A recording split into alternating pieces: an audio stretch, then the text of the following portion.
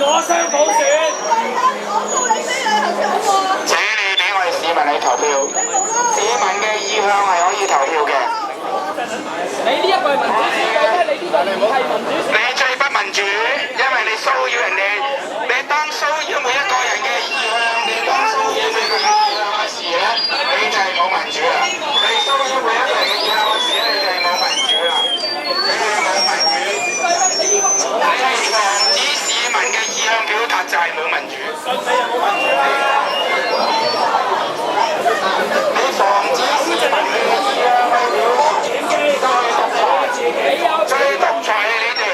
係你防止，請你俾市民去投票。你扶住我阿哥，請你俾市民去投票。請你俾市民去投票。請你俾市民去投票。